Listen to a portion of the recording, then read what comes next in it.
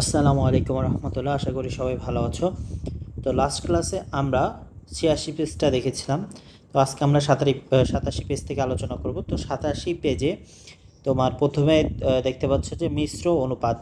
তো আমরা বিভিন্ন টাইপের অনুপাত আমরা দেখেছি, সরল অনুপাত, লঘু, গুরু, ঠিক আছে, ব্যস্ত অনুপাত দেখেছি। আজকে আমরা মিশ্র অনুপাত নিয়ে আলোচনা করব। তো মিশ্র অনুপাত বাকি যত অনুপাতগুলো আছে সবগুলো থেকে ডিফারেন্ট, সেটা করতে করতে গেলে তোমরা বুঝতে পারবা। তো প্রথমে বলছে যে তোমরা দেখেছো দুটি বস্তুর দৈর্ঘ্য প্রস্থ উচ্চতার ক্ষেত্রে তুলনা করতে অনুপাত ব্যবহার করা হয়। তাহলে অনুপাতের কাজ কি?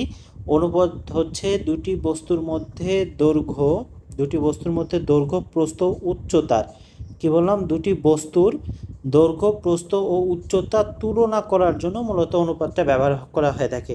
তাহলে কেউ যদি তোমাকে বলে মিশ্র অনুপাত কেন ব্যবহার করব, মিশ্র অনুপাত হচ্ছে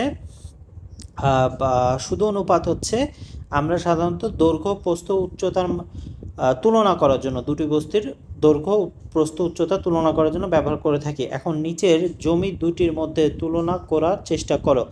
তাহলে এই দুটো কি? এই দুটো হচ্ছে জমি, ঠিক আছে। এটা মনে করো এক্স জমি, এটা মনে করো ওয়াই জমি, ঠিক আছে।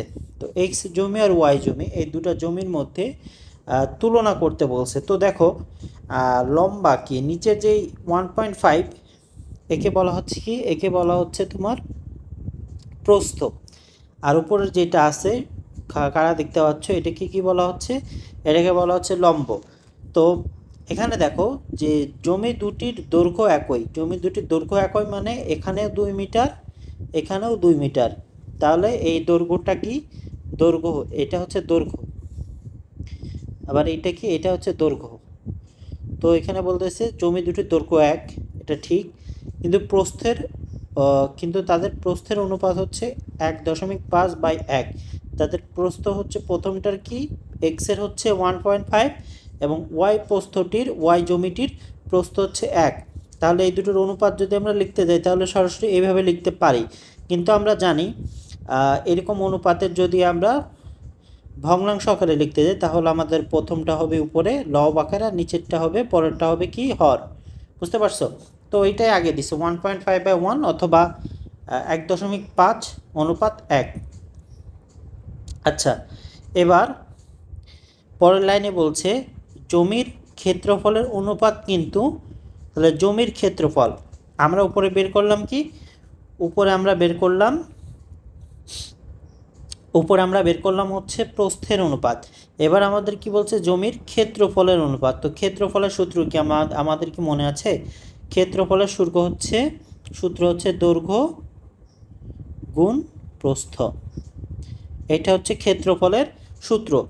তো দেখো দৈর্ঘ্য গুণ প্রস্থ, তাহলে প্রথমটার দৈর্ঘ্য কি 2 মিটার, পরেরটা তারপর প্রস্থ কি 1.5 মিটার, তাহলে 1.5 মিটার গুণ 2 মিটার করলাম। আচ্ছা, পরেরটা কি? পরেরটার ক্ষেত্রফল হচ্ছে 2 × 1, ঠিক আছে। এবার এখানে 2 কেটে দিলে কি হয়? এখানে 1.5 হয় আর 1, ঠিক আছে। এবার 1.5টা কি আগে বসালাম, 1 হচ্ছে পরে। তাহলে এই জমি দুটির ক্ষেত্রফলের অনুপাত হচ্ছে 1.5 কিন্তু 1। এখন এখানে আরেকটা জিনিস খেয়াল করার বিষয়, দেখো এইটারও প্রস্থ 1.5, এইটারও তোমার হচ্ছে প্রস্থ 1। তাহলে এত কিছু না করে সরাসরি এই প্রস্থ দুটো বসাই দিলে তো হয়ে যেত, তাই না? কিন্তু আসলে বিষয়টা ওই রকম না। কেন ওই রকম না? কারণ এখানে মিলে গেছে তাই। এখানে 1.5, এটার প্রস্থ আবার এটাও 1, দুটার ক্ষেত্রে প্রস্থ, দুটার ক্ষেত্রে ক্ষেত্রফলের অনুপাত। আর হচ্ছে দেখো ক্ষেত্রফলের অনুপাত, আর এখানে কি, এটা হচ্ছে প্রস্থের অনুপাত। দেখো দুটো মিলে গেছে, তাই না? মিলে গেছে, এক হয়ে গেছে, কিন্তু এটা এক হয় না, এখানে মিলে গেছে। এটা আসলে কোইন্সিডেন্স বলা যায়, ঠিক আছে। যেমন পরেরটা বোঝানো হচ্ছে, দেখো ক্ষেত্রফলের অনুপাত বের করা যায়, কিন্তু আসলে কি তাই? এবার তুমি নিচের বর্গ আকৃতির জমি দুটির মধ্যে তুলনা করার চেষ্টা করো। এবার বর্গ আকৃতির যে জমিগুলো আছে এটার মধ্যে কি করার, তুলনা করার চেষ্টা করতে বলছে। বর্গ আকৃতির জমি, এখানে দেখো কয়টা জমি আছে? 4টা জমি, ঠিক আছে। তো 4টা জমির এইটা কত, প্রস্থ কত 1, এটা কত 1, মানে এই অংশটুকু 1, আবার এই অংশটুকু কি 1, ঠিক আছে। আচ্ছা, আর প্রস্থ কত? প্রস্থ কত, প্রস্থটা হচ্ছে এখানে দৈর্ঘ্য হচ্ছে 2, দৈর্ঘ্যটা কত 2 পুরোটা, আর প্রস্থ কত 1। এভাবে করে মনে করো এখানে 4টি জমি আছে, হ্যাঁ 2টি জমি আছে, এই একটা জমি, এই একটা জমি, এটাও 2, এটাও 2, আর এটা হচ্ছে 1 আর এই দুটো যখন একসাথে করে দেওয়া হয় তখন এরকম দুটো একসাথে হয়ে যায়, বুঝতে পারছো? আচ্ছা, এবার বলতেছে দেখো জমি দুটির দৈর্ঘ্যের অনুপাত কত, দৈর্ঘ্যের অনুপাত 2:1, দৈর্ঘ্যের অনুপাত কি 2:1।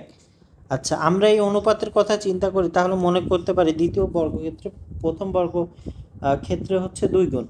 নিচের ছবি দেখলে বলো তো আসলে এমন ভাবা ঠিক কিনা।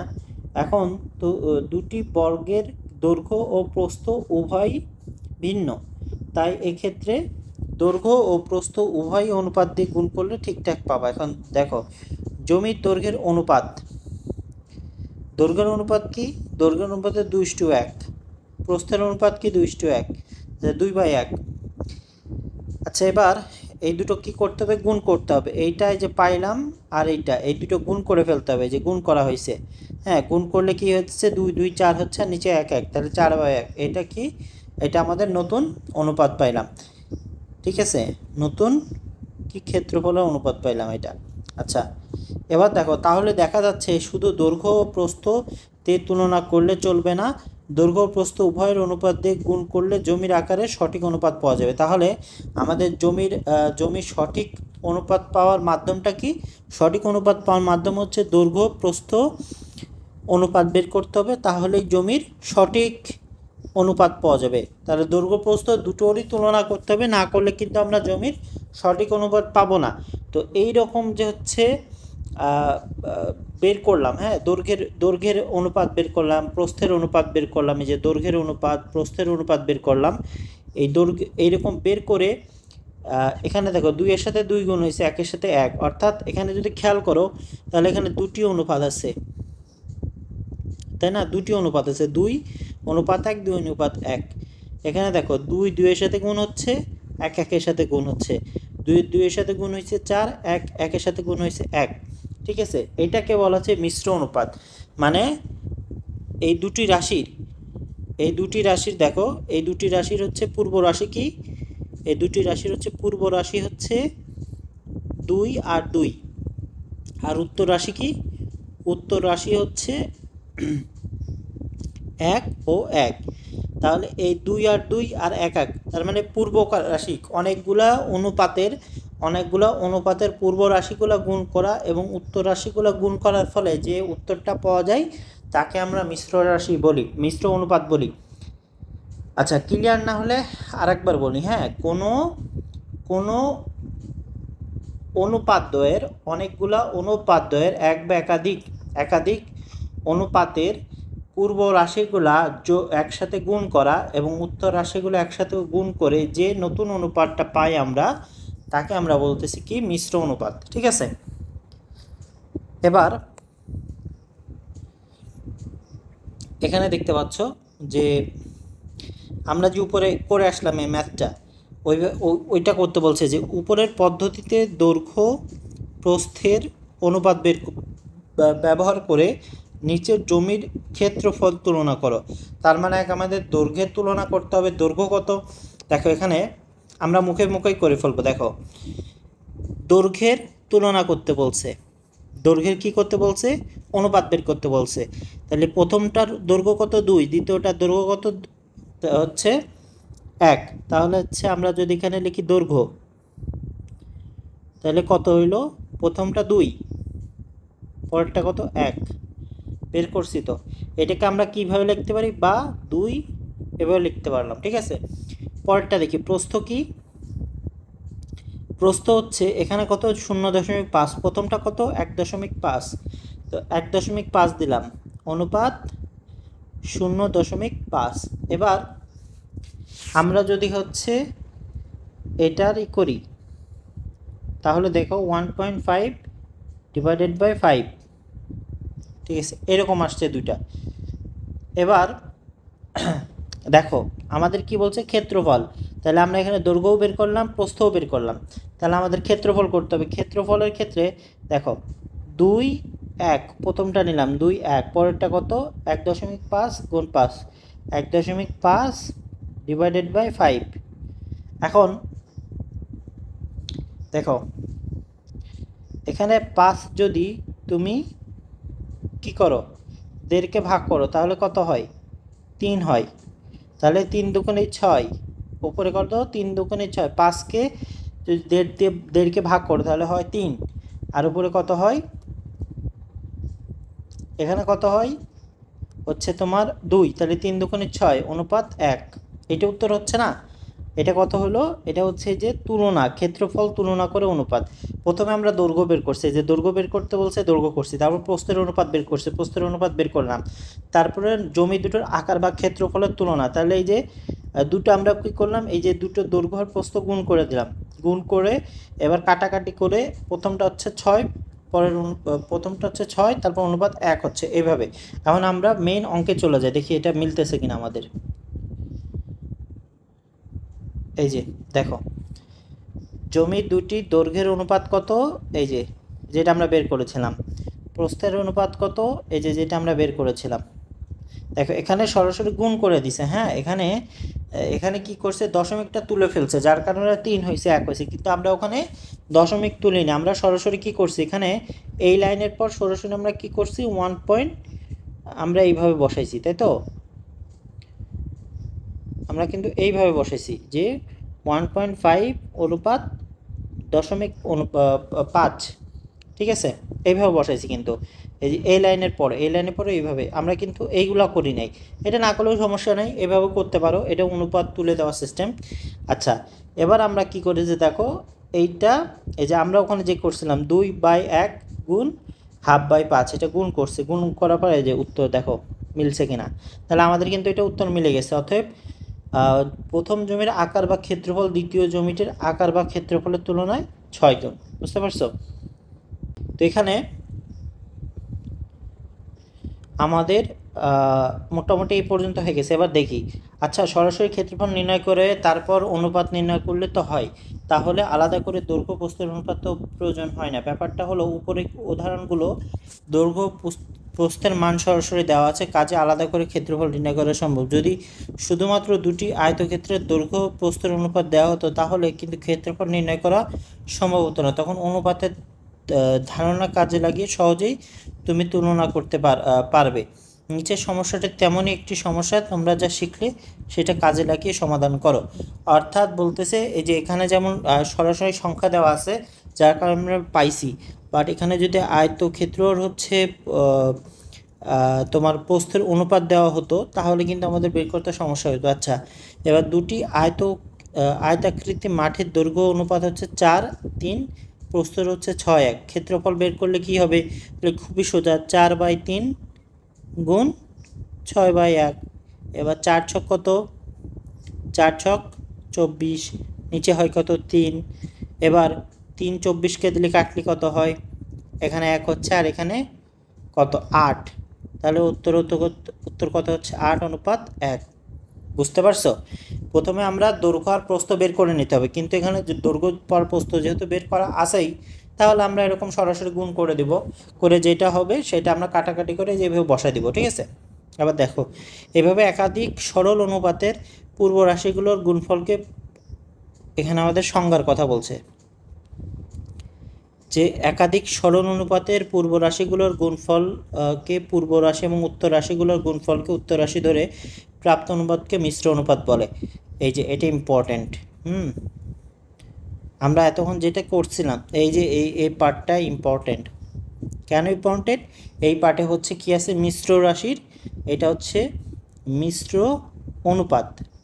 অনুপাতের সংজ্ঞার মধ্যে, ঠিক আছে। মিশ্র অনুপাত কাকে বলে এইটুক পড়লেই ভালো করে বুঝতে পারবা তোমরা, বা কাউকে কেউ জিজ্ঞাসা করলে মিশ্র অনুপাত কি সেটা এখান থেকে ব্যাখ্যা করতে পারবা। আচ্ছা তো তারপরে হচ্ছে বলতেছে এবার আমাদের উদাহরণ দেওয়া হলো যেমন 2 3 ও 5 7 সরল অনুপাতের মিশ্র অনুপাত করলে 2 হচ্ছে 5 দিয়ে গুণ হবে, 3 হচ্ছে 7 দিয়ে গুণ হবে। 2 5 দিয়ে 3 7 দিয়ে গুণ করলে 10 21 হচ্ছে। আবার যদি তুমি এভাবে গুণ না করে উপরের যে মিশ্র অনুপাত সিস্টেম করতে চাও তাহলে এই যে 2/3 গুণ 5/7, এই যে এটা এভাবে করলাম, করলে কত হয় 5 দুগুণে 10 আর নিচে হতো 21। এটাকে আমরা লিখতে পারি 10:21। বুঝতে পারছো? আচ্ছা, এবার আমাদের উদাহরণ আছে, উদাহরণটা আমরা দেখব। তো উদাহরণটা হচ্ছে প্রদত্ত সরল অনুপাতগুলো মিশ্র অনুপাত নির্ণয় করো। এটার কি করতে হবে, আমাদের মিশ্র অনুপাত নির্ণয় করতে হবে। তো এখানে দেখো করে দেওয়া আছে,